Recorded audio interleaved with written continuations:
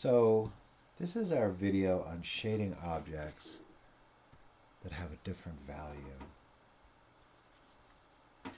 So our value range is broken into 9 equally spaced parts, moving from typically 1 to 9, getting darker as you move to the left.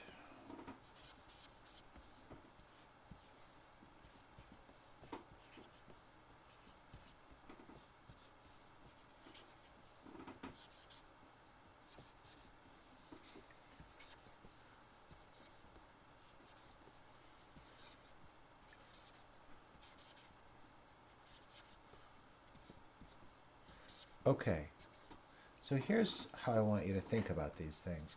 I want you to think that the object over here is built in this value range. So as a cube, it's going to have a dark side, a middle side, and a light side. But this is a dark cube. So I'm going to try to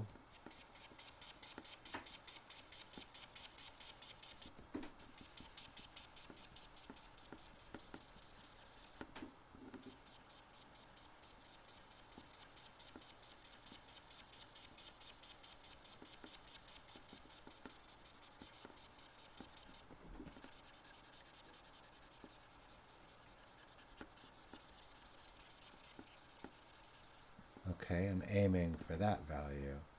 And now go for the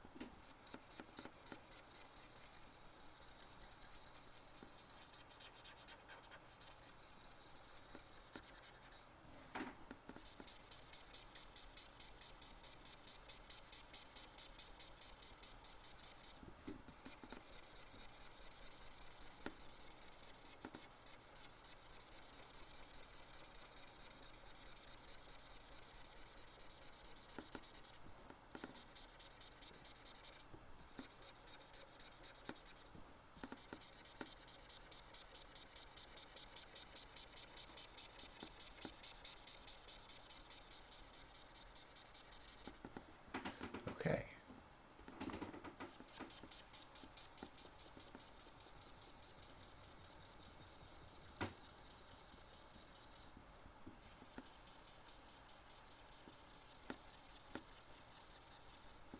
So that's a dark object composed of values 7, 8, and 9.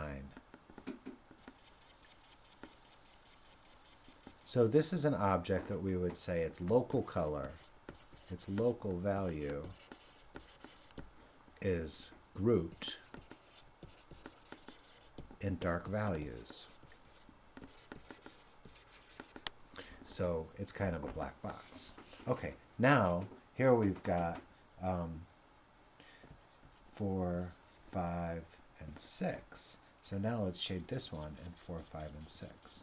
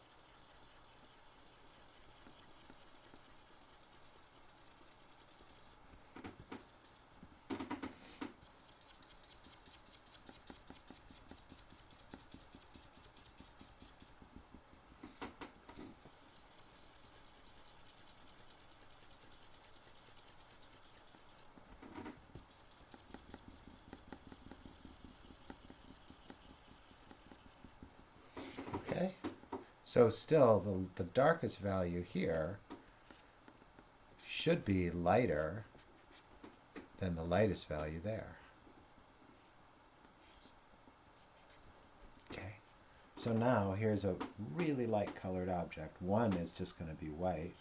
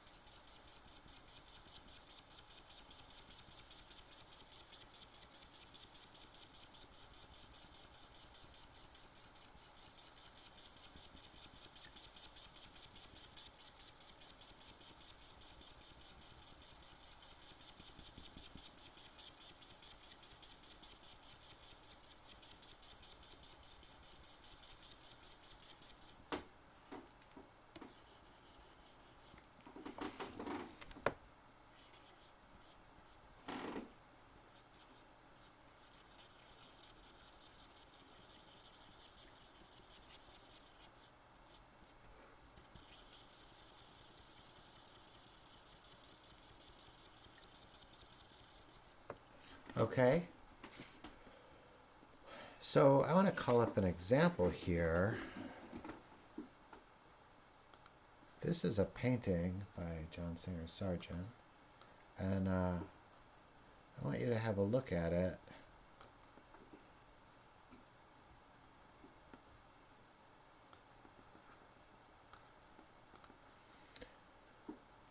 So notice how there's an object here.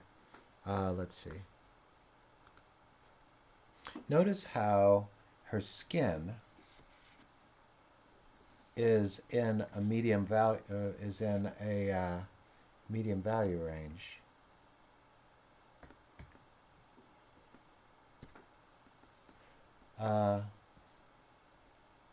So here, this part of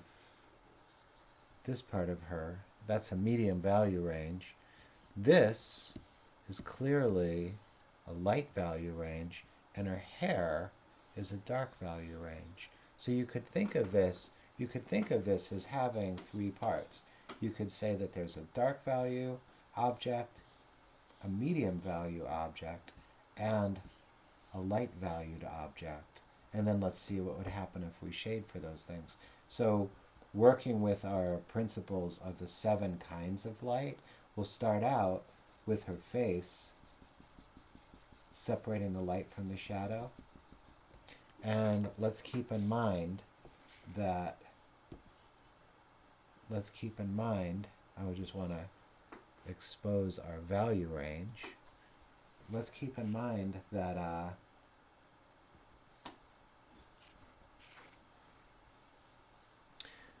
we're going to work inside these groupings.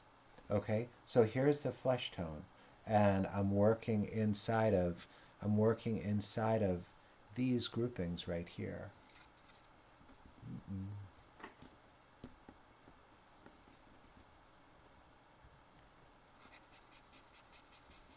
Okay, first thing that I do is I separate the light from the dark.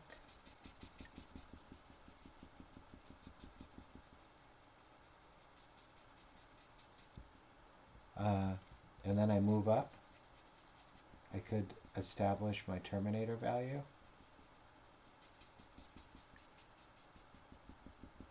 So establishing the Terminator value makes room for core shadow as well as reflected light. And it looks like I may have taken it a little too far already. Moving out into halftones. And that's this value right in here. That's a halftone.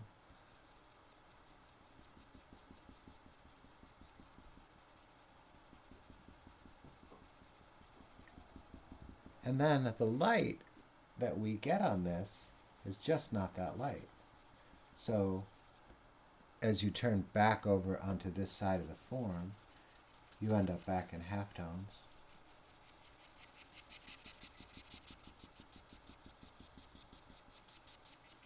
we might have to darken our halftones in order to get any effect of volume on this form.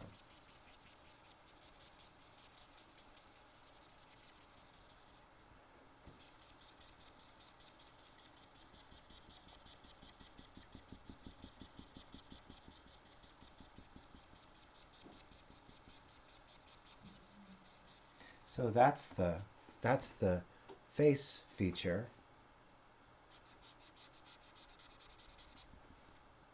all shaded in middle values. Now, as we deal with the hair, I want to deal with the hair again, like it's a cylinder. And notice, first thing that I'm going to do is I'm going to put in my shadow side. And the shadow side comes down this way.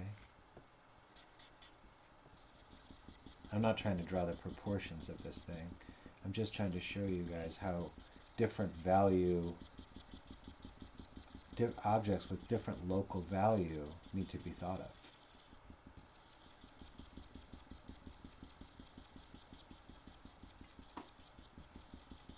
So establishing the Terminator. Now I'm working in this value range over here. I'm working entirely in here for what's going on in our hair. And you'll notice the form is turning way downward over this way. You can see really nice dark shadows in over here. And then it turns up towards the light.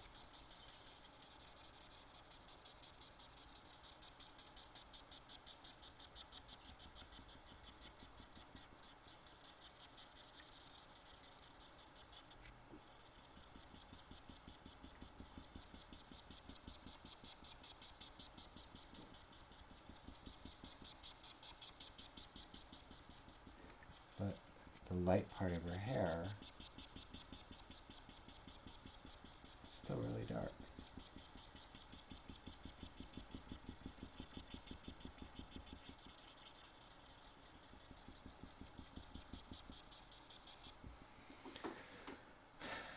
Then, let's look at the shading of this light object down here, the shirt that she's wearing. So that is probably almost white, meaning the dark side of it is going to be really light. The halftones. So the first thing that I'm going to do is separate the light side from the dark side.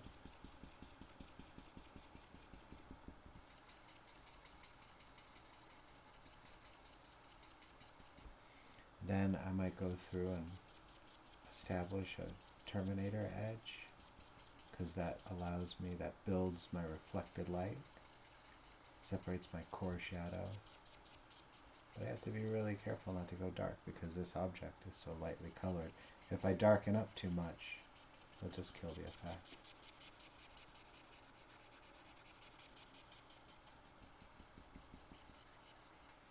Okay. Now, halftone, turning up to the light.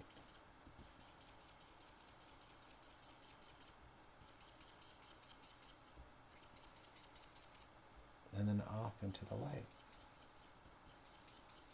Here's where her collar turns under just ever so slightly.